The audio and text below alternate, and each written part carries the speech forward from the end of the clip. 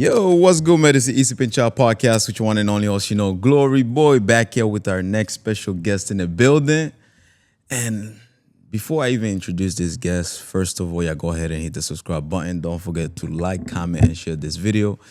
And remember, guys, like I always say, my goal is to always bring a lot of different individuals with different experiences so that way we can sit down and have a conversation. I mean, we don't get to have this opportunity every day, so why not? So if you haven't done so, hit the subscribe button, get your popcorn before we start this conversation, because this next guest that I have on this show, we're going to have a long, amazing conversation.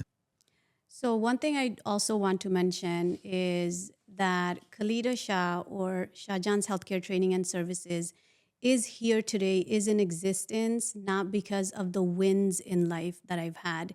It's because of all of the failures in life. It is my failure that brought me here.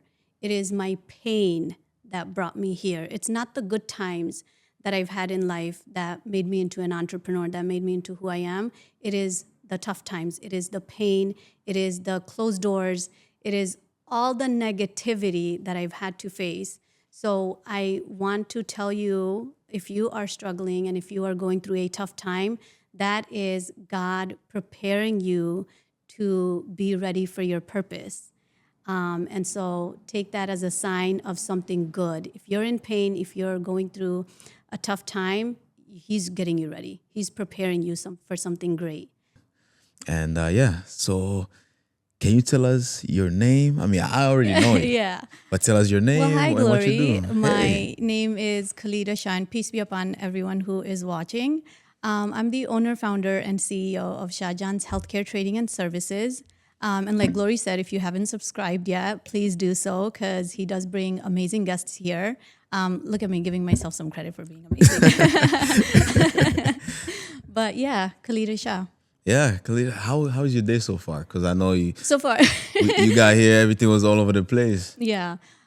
Pretty hectic. We have back-to-back events scheduled. So as Glory, you already know, but those who don't know, I'm a single mom of two beautiful daughters that I have, ages 9 and 7. So last night we had planned that they're going to stay over at my mom's so that I can, get up early, get ready for the events for today and also for the shooting here. So we stayed at mom's, and this morning I said bye to them, came home, got ready, and I messaged you saying, I'm just going to grab my coffee and I'll meet you in half an hour or so. Yeah. As I was heading out for my coffee, my daughter messages me, my 7-year-old. She messages me, Mommy, I want to come home. And I'm thinking, like, the text messages that I'm seeing, mommy mode. I'm like, oh my God. So everything is set. Everything is for panic. Yeah. What is happening? Like, she's back-to-back texting. I want to come home. I don't want to be here. And I'm thinking something is actually wrong. The fact that she doesn't want to be there. So I said, I will call you in a little bit. And I called her, and she's just crying. And I'm panicking more, and I have to be here. And in order for me to I don't want to be in panic mode sitting with you here. I want to be calm and relaxed and talk about things that we need to cover. And so I asked her, what's wrong? Are you hurt? Did someone say something to you? What's happening? And at the same time, I had to check with my emotions and say, you know what? Me spilling my emotions at her is just going to make things worse. But I did start. I said, this is why I can't have you guys with me before an event. That's why I drop you to your dad's and not grandma's. And, and then I said to myself, it's just making it worse, because she's crying more. She's in a very uncomfortable state right now. She's in her emotions. And if I just dump my emotions on her, she's not going to mother me. I need to call my mom and be like, this is what's happening. So I took a deep breath and I said, what do you need? What happened? And she said, my outfit. I'm not happy with my outfit that I packed for myself. I mean, is she staying at grandma's house the whole time, or she's going out? She's going to be at grandma's house the whole time. She just wear a pajama. Nah. You know, maybe having a little fashion show in there. So the thing is, like, my kids and I, we set our outfit of the day the night before. So it's like pajama is for the night, and then you can wear it during breakfast. Normally before breakfast, we want to get into our outfit of the day. Just being intentional about things, And so she was intentional about today. She's going to spending the day with her cousins at grandma's. And so she's not happy with the outfit. And I said, oh, this is why I don't do. And then I said, calm down. And I said, we want to find solutions right now and help her Right. feel better so the rest of her day goes well. And I said, what can I do for you right now so that you are comfortable where you are? And I said, if I drop you another outfit, will that help? Oh, yeah, that'll help. And I showed her, I could have just grabbed anything. I gave her options. I took the phone in her closet and I said, which one of these outfits would you like? And she has them all in outfit forms, everything. Oh, like she really, Like, she's yeah. very, yeah. very like. Both of my kids, they have everything, like their outfits. As soon as we do laundry, we put everything in outfit forms. Oh, wow. So I said, this one, she said, no, that one, no. This one, yes, that'll do, with the bag and everything. I dropped it off and I said, you're comfortable? You sure you don't want to go to dad's? You want to stay at grandma's? Yes, I'm sure I want to stay at grandma's. I love you no matter what and even if, and I'll see you 9 p.m. tonight, Yeah. And so that's how the day started. Just, us having to start an hour late, but Yeah, that's just that's how it is. fine. That's just part of life, That's fine, and also like I'm very understanding, especially just being a single mom and stuff like that. Yeah. But like, talk to us just a little bit of that, because I've had some single moms on the podcast. They all have different experiences. Yeah. What is your experience like, just being a single mom? I think I had to learn motherhood as I was becoming a single mom while I was my ex-husband now, and I were going through separation. It took me a while to figure things out. It was not easy, but once I did, I still don't have it figured out. But one thing that I've learned that is helping me so much is that as long as you make sure that their needs and your needs are met, you're set. You're set. I have been so hard on myself at the beginning journey of my single motherhood, where I was comparing myself to other moms. I was comparing myself to my sisters who are great moms. I was comparing myself to my mom. Well, my mom did this for me. Why am I not doing this for my children? My mom woke up early and made breakfast. Why am I not doing that?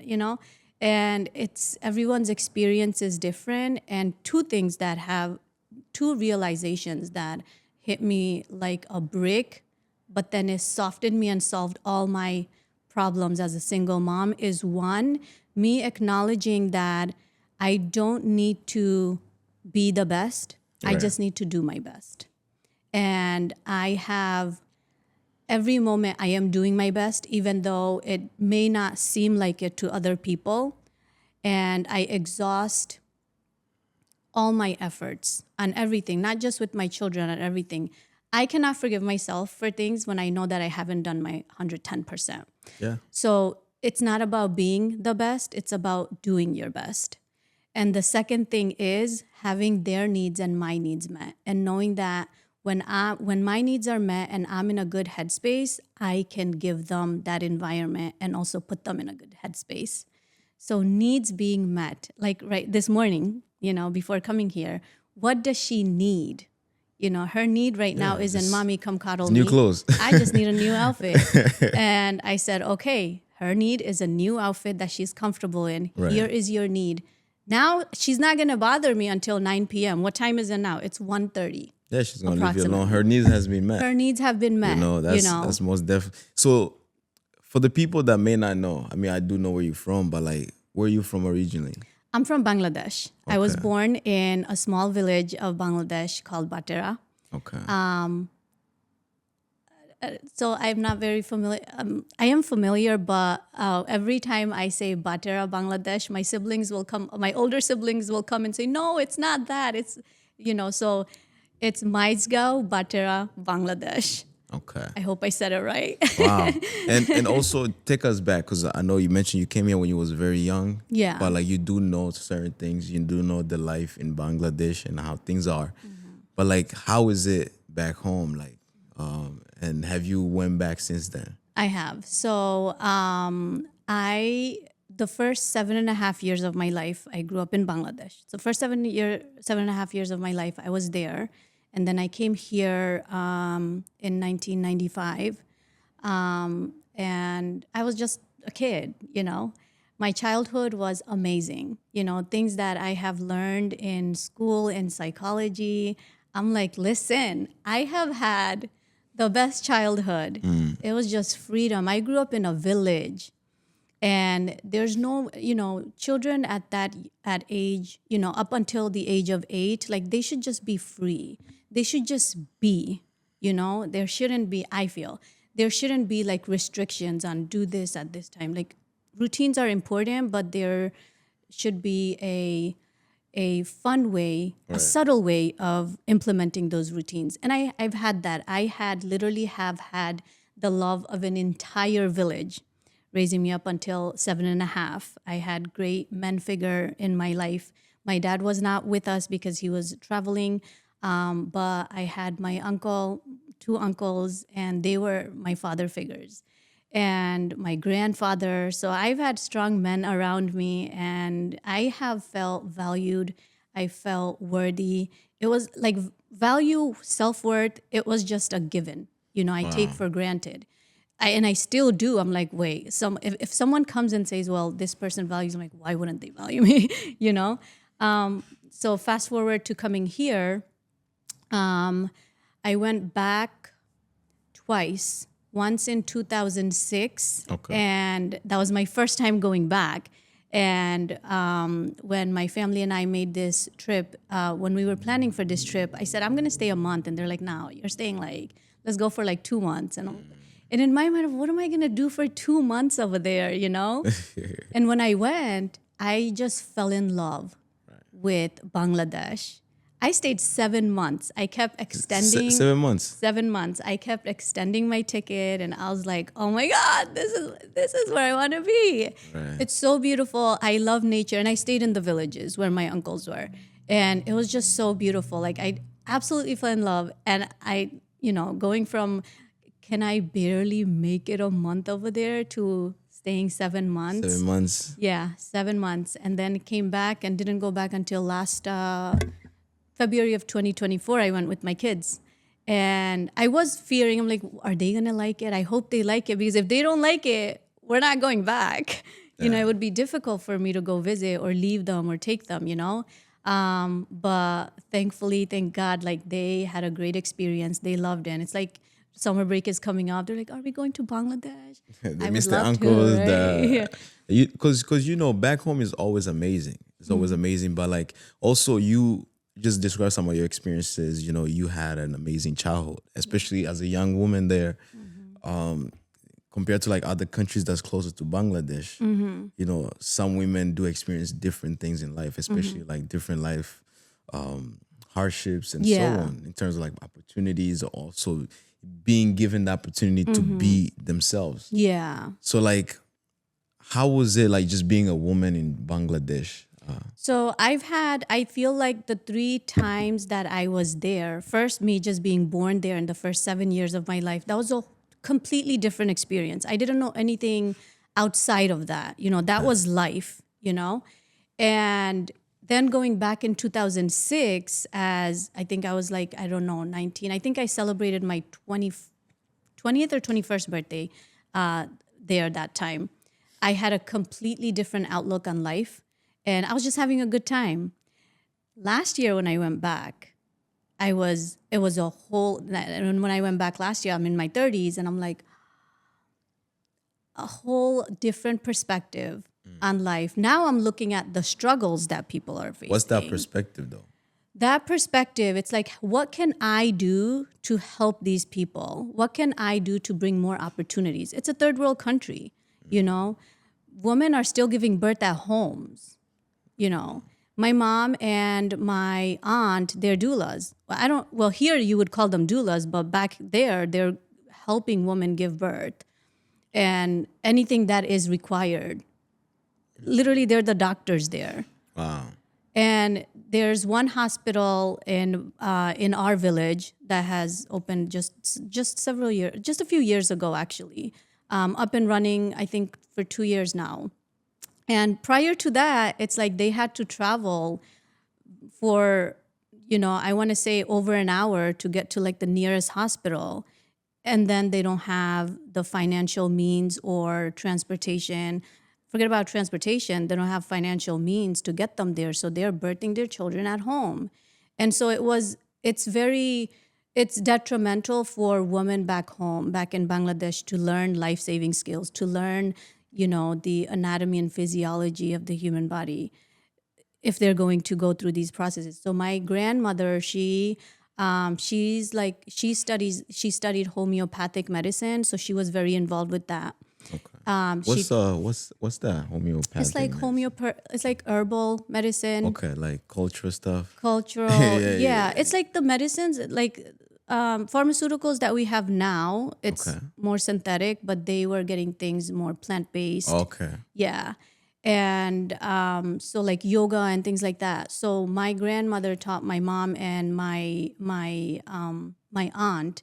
And I know, so those hearing, me say my grandmother, my aunt, my mom, we all lived in one house, like in one village. It's not like here where it's like you have mom, dad, and children in one house, or we lived together. Would you say also being able to live in that one community, especially in one house, kind of helped a lot of relationships last longer? I think if we were to bring that culture here in America, it may create issues. But back home, that's what works. What you say will create issues here? Because everyone here, I feel, is looking for, we're working here, Right. Husband and wife both might be working. And they may feel like, well, I'm working harder than, so my mom, my dad, my uncle, we all live together, and the men are the provider and the protector of the family, and the female are the manager. So they manage finances, they manage the household, they manage The man everything. goes to work, They go brings the money bring to the you. money here. And my dad was still doing that when my mom moved here with the family. Right. He was working, bringing in the check, giving it to my mom, and my mom's like, okay, bills are paid. This is what we need to get. This is what's left for the kids. This is, So for them to have that transition and me seeing that, it's nice. But now, fast forward to 2025 and me seeing, my colleagues, people in my circle, they want individuality, Husband might be working, wife might be working too. They come home after a long work shift or long day. They're tired. They just want to get to bed. They don't want to hear their, mom-in-law or even mom saying, hey, let's have dinner together. Now I'm about to just have cereal and I'm just going to drink a bottle of water and get to bed. And especially like nowadays, it's like, I feel like you work more in America than you work back home. Because back home, it's like, once you find something, especially a lot of people like to have their farms and stuff like that. So once you have your farm, it becomes My like a parents lifestyle. had their farms. It becomes a lifestyle more like you're not even tired. Like it becomes part of you. Like you can just go out there. I wouldn't say like they're working less, it's still part of their routine and it's still work. But because everyone is doing it collectively, it's like, okay, this is what we do, Right. Just like here when we say, okay, we wake up, we work 9 to 5, and then we have our us time or me time, get to bed. Same thing, repeat every day. But here, I feel like the support comes only when I'm able to pick up my phone and call my best friend or whoever it is that I need. Hey, I need you. But back home, it's like you don't right need next to door. call for help Right. because they see you and they're like, oh, let me give this person a hand, So I wouldn't say the life back home is easier. Okay. Everyone is struggling in different ways, and everyone is, blessed in different ways. That's what I would say. That's what I've observed. It makes sense. My grandmother grew up in a village, and she would say exactly the same thing. Yeah. Like she grew up in the village. She always liked farming and stuff like that. So when she came here, the funny thing is, my dad gave her like the backyard. He said, "This is gonna be your farm." She was so excited. Yeah. So when she went and started planting stuff, because she's now old and she kind of like she said, "Man, I can't do it." After she had been given like that little backyard spot where she could do it from, she said, "I can't do it. It doesn't feel like back home." Right. Back home because she looked she looked next to her. There's somebody else that's helping Everybody's her. doing She it, looked here, yeah. somebody else is doing it. But her here, she was the only one interested in doing it. So like I want to ask you this, so because you mentioned when you grew up and when you went back home, you actually started seeing that people need certain things in that community, especially hospitals. And would you say that was one thing that actually pushed you to actually start your own healthcare company? Yeah, for sure. Yeah. I would say prior to going to visit Bangladesh in 2024, it was my dad and my mom sharing how their life was in Bangladesh just a few years before. I mean, my parents have been instilling and talking about what their life was like back home, but it wasn't like it's just I'm hearing, okay, I hear you, but it wasn't, it wasn't like sinking in until 2020. That's when I was going through my separation with my ex-husband, and I started and my dad, that's when he also suffered a cerebral stroke, and it left him paralyzed on the left side completely. So he was bedridden. And that, sparked a different level of empathy in my heart. I love spending time with my parents, but that was different because now it's like I'm spending time with that empathy. Like he became a baby to me. And so me wanting to keep him excited about wanting to get better, look forward to life. It's like, tell me about what your life was like in Bangladesh, and he liked talking about things like that. And he started opening up more about the genocide that him and my mom went through in 1971. And I, started to experience and look at life even from a whole different lens, and going through my separation process. I was in 2020, I was a big mess. I was like, a lot of was going through. Mentally, I was going through a lot, trying to figure out who I was. Wow. It's like I always knew who I was, but it was like it was a big wake-up call that, okay, this separation may end in a divorce. And so what? Because nobody goes into a marriage thinking that it's going to end in a divorce. They want it to last forever and ever and ever. I mean, because you get to say, I mean, in churches, they say till death do us apart. And in my religion, death is what brings us together, you know? So when we choose our spouse, it's forever in heaven, So that's the one person we get to choose in this life who we want to reunite with. So will you ever in be the afterlife. remarried or no? I'm sorry? Will you ever be remarried? I think I'm still in the phase of settling with, the things that I have going on right now, being an entrepreneur, business, my children, they come first. I do have a lot. So right now I feel like, glory. 2020, I was a big mess trying to figure out, and I'm like, okay, maybe it's me.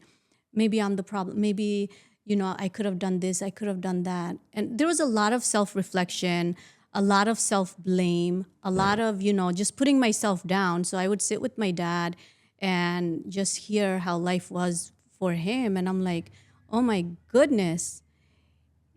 And in 2021, I literally watched my uncle, who was my first father figure in my life, who instilled everything, my values, worth, everything. I literally watched him die over video call. Wow. On a video call? On a video call. So let's talk about mental health. Yeah. Because I know throughout that year, 2020, you was going through a lot. Yeah. How is mental health handled in your culture? It's like a taboo. We don't talk about it. There's no such thing, but it's changing. It's getting better but it's not getting better fast enough. And we need to make talking about mental health okay. And we need to make a safe space for everyone to be able to express themselves and say, hey, I think I have this problem, and I think I need this help.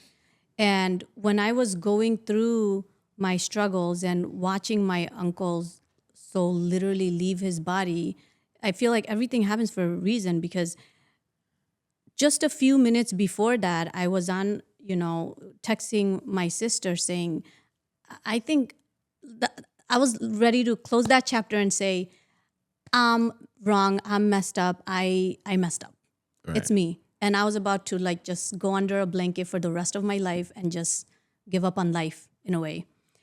And that's when I went downstairs. My uncle was passing. I didn't know. I took my brother and my dad. They're just crying, and I hear it was like 2 a.m. I go down, and what's happening? Oh, why are we crying? And I take the phone from them, and I'm talking to my uncle. He was also he had dementia. So I was trying to calm him down. So what happened? Just talking to him like a baby. I said, peace be upon you. What happened? Are you not feeling well? And he was trying to say something. And it still didn't hit me that he's dying, And I said, are you not feeling well? Do you want to go outside? Are they bothering you? Wow. And then I hear everybody else in the room. And they're like, he's literally taking his life. And I was like, wow. And I said, you will be okay. Everything will be okay, and I love you. And for us Muslims, our life's mission and goal is to die with the shahada, which is the belief in Allah. And I started reciting that to him, and I literally, I saw him pass, basically. And that is so sad, especially on a video call. That is so sad. And the crazy thing is, that moment, Right. it lifted me and it reminded me of who I am. I feel like we had eye contact for like a split second, and I had all the answers that I needed to go, carry myself for the rest of my life and beyond. It's like we communicated without saying anything. And that was the person that you said that instilled a lot of stuff in Yes, you. my father figure. Right. And it's like we had eye contact, and it's like as if he was telling me that you were made with love, you were born into love, and you were raised with love and respect. And so you will lead the rest of your life with love and respect. You don't let people bring you down. You go up and you bring others with you. Yeah, you have to. Because, that's what you're doing, because I've been watching your journey. I see that now you have a team. Like your business, you have a team. And let's talk about that, though. Like, just your business in general.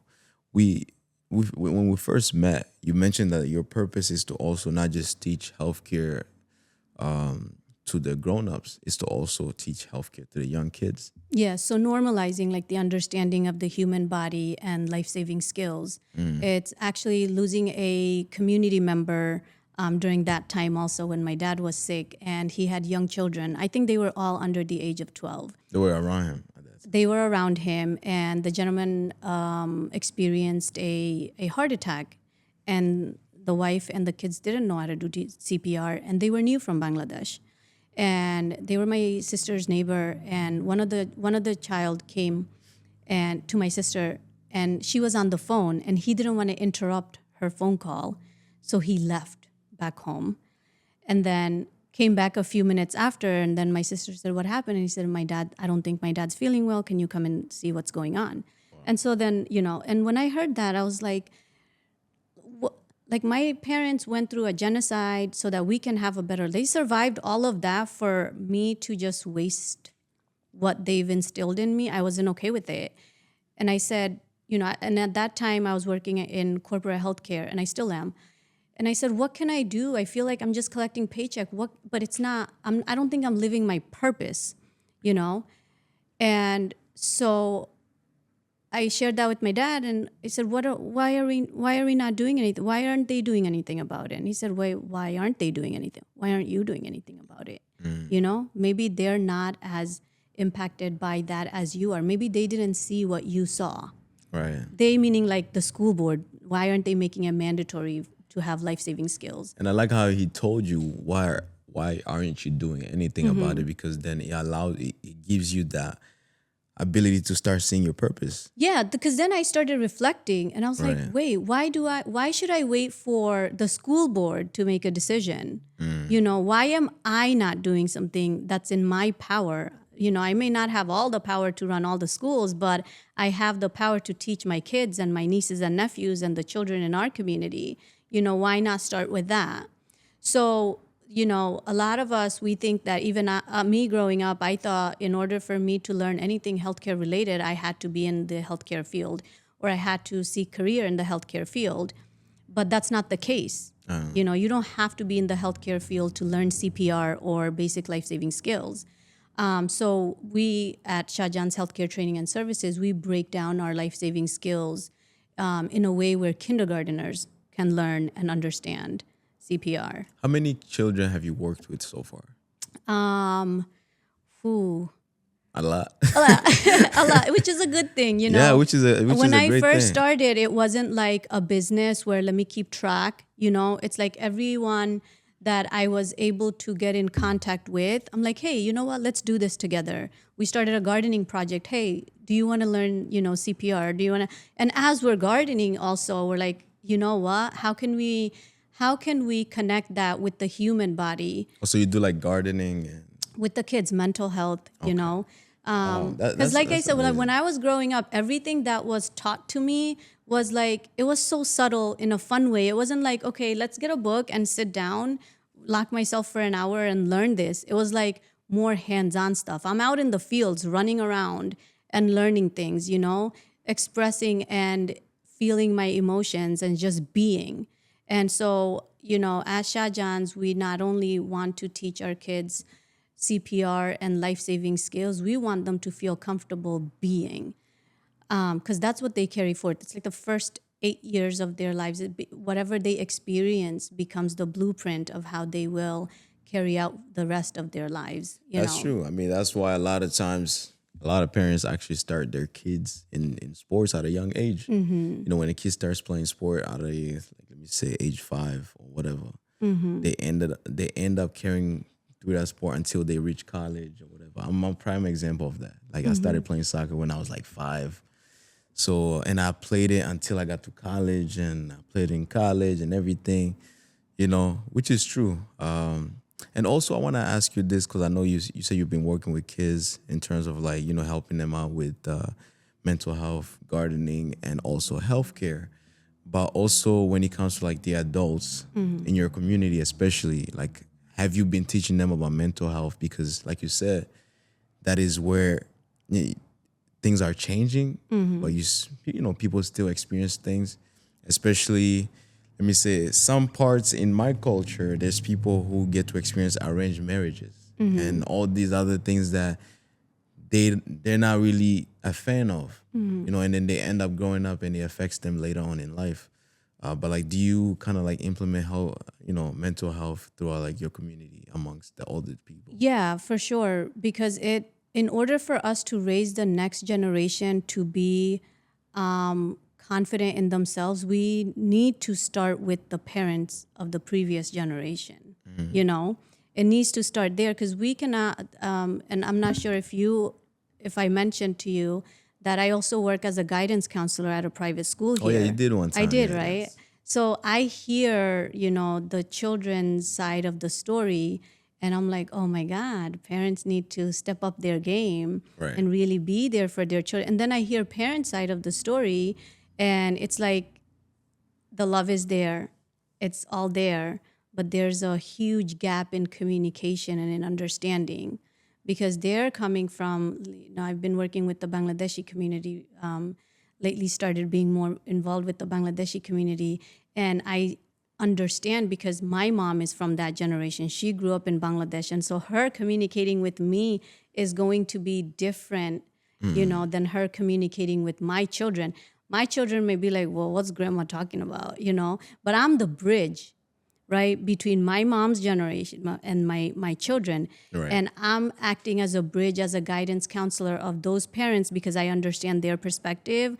I understand that they love their children, but they're just not communicating it in a way that their children can understand, this generation. Yeah, that's true. I mean, we do experience that in the African community too. Yeah. It's where like your parents grew up in an era where when a parent says A, it's A. Yeah. You know, and nowadays it's when a parent says A, a kid wanna say B. And a kid will fight so hard to stay at that B.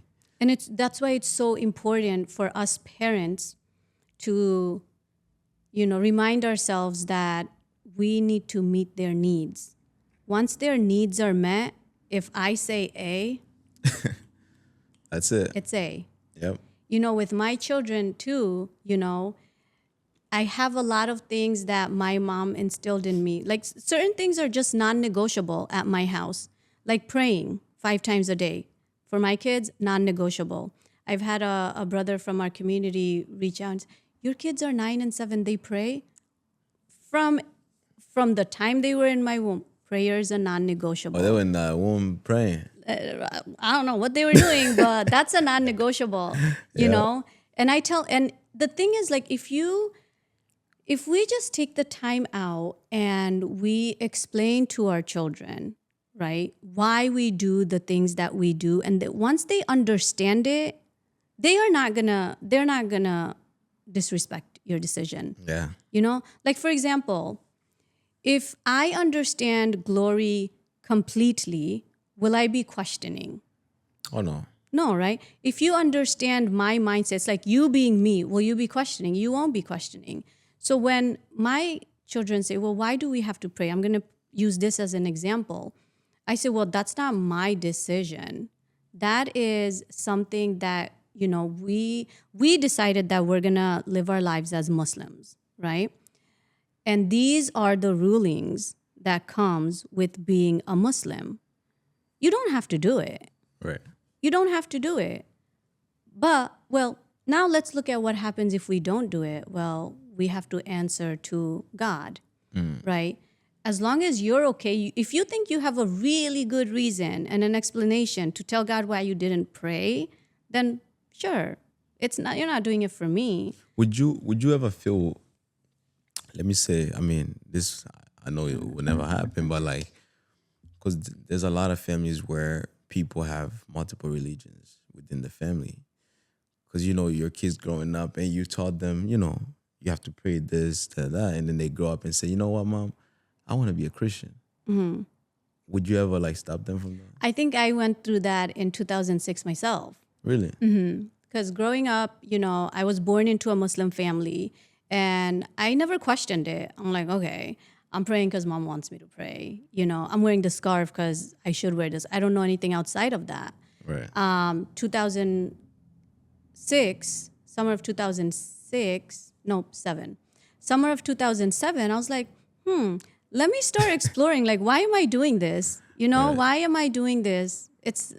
So I started looking into like different religions and then started studying a little bit about Islam also. And my brother, he was like the core of me learning about my religion.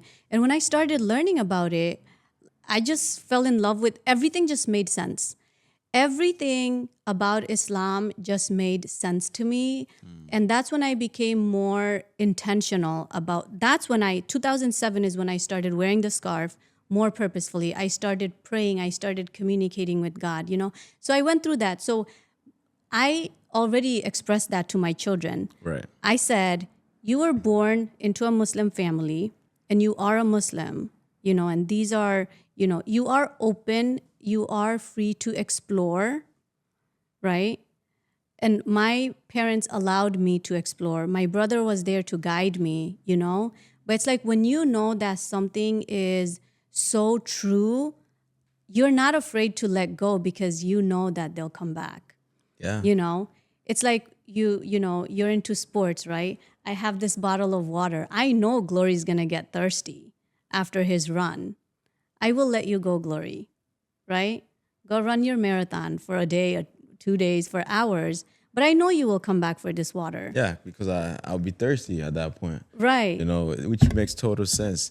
I want to ask you this because I know we're getting closer to the end, but like with your business, there's a bright future ahead because healthcare is something that we do need in our communities, especially you bring in that type of education within the minority communities where people actually really need it. Healthcare is expensive now. There's a lot of people that pay hundreds of dollars to learn how to do CPR, but you're taking time out of your schedule to teach young people to actually start doing CPR at a young age, which they can actually develop those skills and teach somebody else the next time. So in terms of like the future of your business, how is the future looking so far? We are expanding by partnering with other organizations, and unfortunately, I cannot name the organizations now, only because it's still in the works. But we are bringing it, to a wider audience. Our target is underserved communities, those who are in need, and we want to bring it to our community at a very low cost, if not free. Low cost, if not free. And we will be partnering with schools, with colleges, universities, community centers, powerful people in this city. I've seen you. Listen. You're actually good at networking. I've seen you. I think so too. Yeah. I'll take that credit. You're really good at Yeah. networking. Like you really, and you can hold a conversation with someone when it comes to something that's very much important to you. And also, I know I mentioned CPR so many times, but like, what other things do you incorporate within your business? So we have phlebotomy training for individuals under the age of 18. What is phlebotomy? Phlebotomy is collecting blood. Okay. Yeah. So other organizations in our area, I actually think I'm the only organization that provides phlebotomy training to individuals under the age of 18. Everyone else, they take over the age of 18. And the point of doing that, Glory, is to give high school students an opportunity to get a kickstart to their career. Yeah. So bringing these trainings to high school students. So these are like the main two trainings that we have in healthcare. And then we have the services in mobile phlebotomy, where we travel to our client's home or workplace to collect their blood. I have a whole team if I'm not there. By the way, we have screened the Buffalo Bills Really? twice over the last 2 months. We Say collected what? their blood. That's Yeah. huge. That's huge. Yeah. That's huge. How did you feel, and how did you even come to that position? Because Buffalo Bills, they have so much money to even hire, or have other people come into their departments and do that. Yeah. But like, how did that come about? So that actually came not directly through Shahjaan's, but through Khaleda Shah. I'm operating at Oh, so you like yeah. So I bring about a decade of experience as Khaleda Shah in the field, and then Shahjaan's is pretty new. Started in January of 2024. So I have worked with various organizations, across the nation. And so this organization that I worked for said, hey, I want to get your Shahjaan's team to, I've been working with them for about 5 years now. We trust your team to be able to take care of the Buffalo Bills. And I said, hey, I agree with you. I have a great team. And the crazy thing is, on the first day of screening the Buffalo Bills, I got locked out of my house. Oh man! So you didn't have really? I didn't. So I sent my team there, and I told them, I selected you guys. I had 3 phlebotomists. I said, I selected you guys to be there because I know you can still operate in my absence. I will not put, kind of getting by. How many people you have in your team? Well, depends, because there's so much. There's a lot of people I have in there's admin, there's the phlebotomist, there's the instructors, there's the coordinators, right. So I would say it's like a one-woman show, but then I have my team whom I don't pay. I would say about 15-ish that are like constantly there. We could say 20 that are 15 to 20 that are like constantly on standby. What do you need? When do you need it? We're there. That's a huge team. And also, I want to ask you this, because having a huge team and also locking yourself outside of your home, allowing them to go by themselves and knowing that they're going to represent you, when it comes to just leadership, what makes a good leader in your own opinion? What makes a good leader, I tell, my clients too all the time, that it's being a follower is what makes a good leader. If I, as a leader, cannot follow, what my team is suggesting or where they want to take me, I cannot be I need to be open to coming down, stepping down, and letting my teammates rise up, so that this way now I'm surrounded by leaders and I'm just being highlighted as the leader among leaders, So what makes a great leader is being a great follower and allowing yourself to.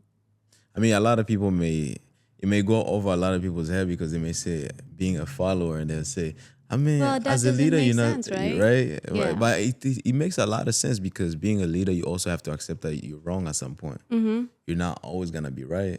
Like, for example, Buffalo Bills Day, I did eventually make it 45 minutes after, but they needed to start. And the Bills players, they are very busy.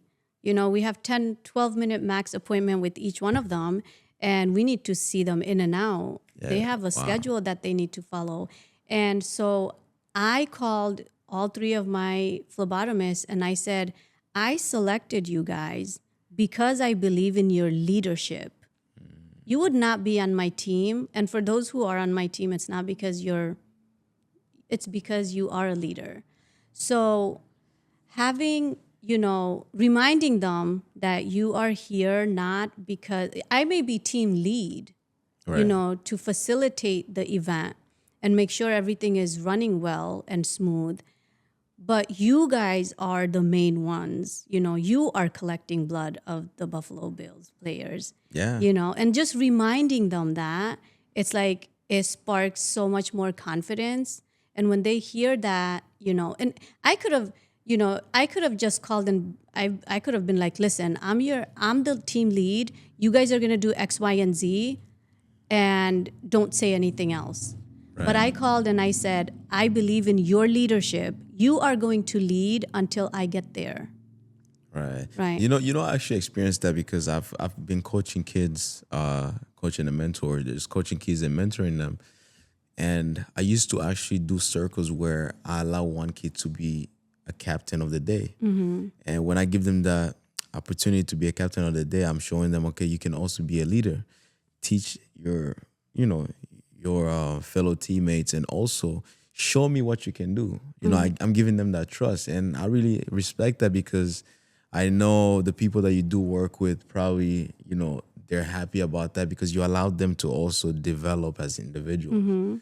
They're able to look at you and say, you know what, she's actually allowing me to get out of my comfort zone Yeah. and do something that I've never done, because being in front of Buffalo Bills player, you mess up one time, your company may not be called again. Right. So that's a And huge me opportunity. being late because Yeah. I got locked out, I'm like, yeah.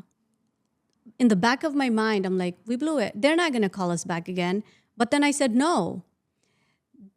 Why shouldn't they call us back? Just because I locked myself out? They are going to call us back because we are going to provide excellent service. This is why they're going to call us back. Same day, they were like, we have another one coming up in December. We want the same team. And then 2 weeks when we were there, they're like, we need to screen a few more who couldn't show up that day of the appointment of the event. We want your team back.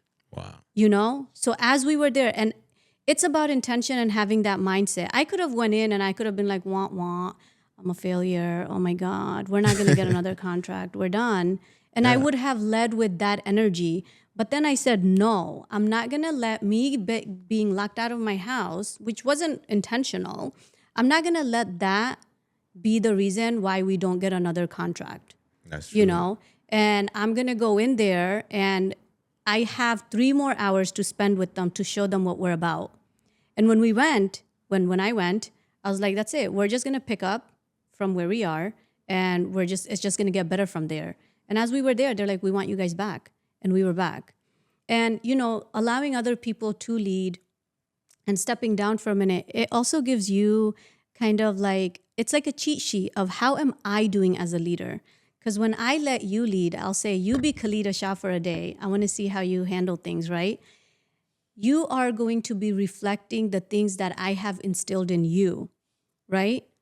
I may have had intention of, making Glory more confident, making Glory more comfortable speaking in front of people, making Glory more comfortable collecting blood, right? My 3 intentions and 3 target things to instill in you. Right. When you become that leader and you show me as you lead the team, am I seeing these 3 things, right?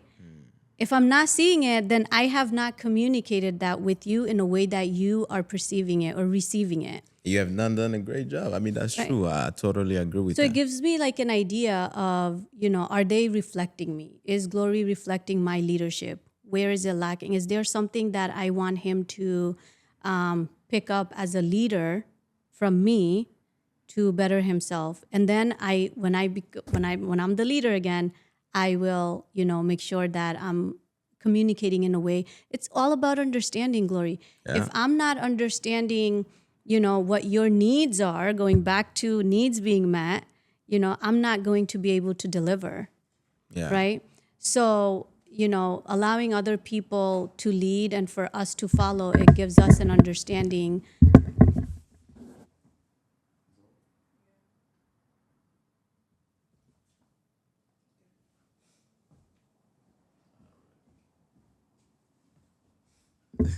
What happened? Technical difficulties, that's the life of doing this. But actually, we're actually getting closer to our last question.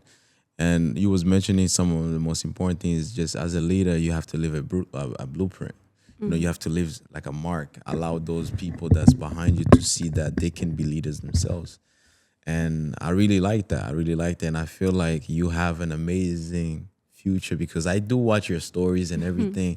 You're very busy. You're all over the place. That's why sometimes I'd say it was harder to even schedule this next Yeah. opportunity to sit Yes. down with you because of your schedule being all over the place. My last question is basically, what message do you have for the young, not just the young people, but also the people who are, struggling to find something that they can pursue in their lives? Because 2020, you had a time of your life where you had to sit down and see exactly, okay, what do I have to do, like to accomplish things in my life? What can I do to make sure that my kids have a better life? But what message do you have for those people? I would say it's the advice that my dad gave. And that is, as long as you are true to yourself and you have your conscience clean and you are true to your Lord, you keep going, you know, keep going forward.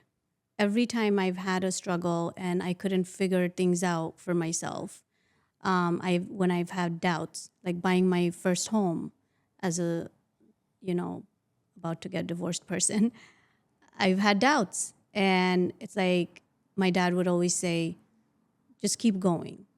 You keep going. Doesn't matter how hard it is. It's okay to be sad. It's okay to be miserable. It's okay to be broken. It's okay to be in pain, but it's not okay to stay stuck. You need to keep going forward. You go forward with the pain. You go forward with the happiness. You go forward with the sadness. You go forward with the fear. You keep going forward. And we provide holistic health coaching. So if you need, we help people find their purpose. It's not like we change you. We help you figure out what your purpose is in life and build from there. So I would say, keep your conscience clean. As long as you are true to yourself and true to your Lord, you keep going forward and doing the thing that, makes you feel whole. And sometimes you may not even be there. How do I know that this is something that makes me feel whole? Does it sit well with me? You know? And that's the thing. You keep going forward. That's the message that I have. Keep going. Keep going, man. Keep going. Gotta stay in motion. You can't stop because, I mean, time is not going to wait for you. Time is not gonna wait. Everything I've will learned that move the hard forward. way. It is not gonna wait. Man, just thinking about it, 2020 and where you are right now, you can just see like, man, like if I had stopped, I would never been in this And the position. thing is, like, one thing I want to mention very quickly is that me growing up, you know how people say, this person was born with a silver or gold spoon in their mouth. Basically, like, I never had to fetch for myself. But my parents, they always valued education and they prioritized education. And so it wasn't that, okay, you need to get an education because you need to get a career or a job. But it's like, no, this is something that we value. We don't care if you're sick, you're still going to school, Oh yeah, it's an right? honor. It's like I always tell people too. Like when I went to college, I really went to college to bring honor to my family Yeah. because that was something that my parents were actually so much, so much in tune with. Like, okay, I want you guys to go to school because we need to go to school. It's very important. And then when I finished college, my parents were so happy. They called the whole community. The whole village knew that I Yeah. graduated college. Yeah. Self never had to worry about. I was living life. Everything was handed to me. I was like the only one in my friend circle driving a Mercedes Benz to class during my college years. Did I pay for that? No. And my biggest, problem that time was where am I going to find parking? Right. Drop me to school, right? Right. It was coming from that luxury life to now me having to be a single mom, independent, be an entrepreneur. It's a flip. Man, I know It's a flip. your mind was going downhill. Like, oh my God, like now I gotta go put my own gas. I gotta. No, seriously, I was like, I didn't know how to pump gas. Wow. I didn't know how to pump gas. Right. My tire is low on pressure. I don't know how to do that stuff. But the point of me sharing this part of me is that, you don't have to have it figured out. You may be completely lost. You may be, in your darkest times, but it gets better. Nothing is impossible. There's no such thing as impossible. There's no such thing. And that's something that my dad would always tell me, but I'm like, it never hit me until now that I'm going through it. Yeah. Because I was raised to be taken care of, but now I'm taking care of myself and my children. I was raised to be protected. I was raised to be provided for, but now I'm the protector. I'm the provider. The roles have flipped. And so for those who are going through a tough time, whatever it is that you're going through, if you're not out of that situation that you're in, that means you have not connected with the right people yet. And you got to keep going. You got to keep going forward until you find that person or that thing that helps you find that core in yourself, that light in yourself that helps you move forward. It's not the external for me. It's not the external validation. It's not Glory saying you're doing a great job. That's bonus for me. Yeah. That's like the cherry on top. When I'm going through something, I go internal. I dressed up. I'm looking in them. I'm obsessed with mirrors, Glory. You already know. There's a mirror right there, actually. I need myself to tell me, hey, my skin looks good today, or it doesn't look good today. And I'm okay with me saying, I told you the outfit looked amazing. The outfit looked amazing. Does that change anything in me, the way that I see myself? No, but it's nice to hear it. Yeah. Because I already validated myself before coming here in front of the mirror. Hey, you look good today. And to some, I may not look good. To some, I may not. They might be like, oh, what is she wearing? It's hideous. But I'm content with the way that I look. I'm content with the way that I feel. I'm content with the way that I am. And that's all that matters. So for those who are going through a difficult time, seeking validation, social media, with people with external validation, connect with me. I'm telling you, connect with me. I will beat you until you find that light within yourself. So, if you did enjoy this conversation, don't forget to like, comment, and subscribe to this video. And also, as I always say, man, I'm going to continue to bring amazing guests to this show, especially guests with different life experiences, some who have experienced either ups and downs. At the end of the day, we're just going to sit down and have a conversation. It's something that we're all missing in this community. But yeah, so if you did enjoy this conversation with Shahjaanhealthcare, go ahead and follow the description below where it's going to take you to their page where you can follow along with the journey. Once again, thank you so much. And this is East Child Podcast with your one and only host, Glory Boy, and we outside. Let's go.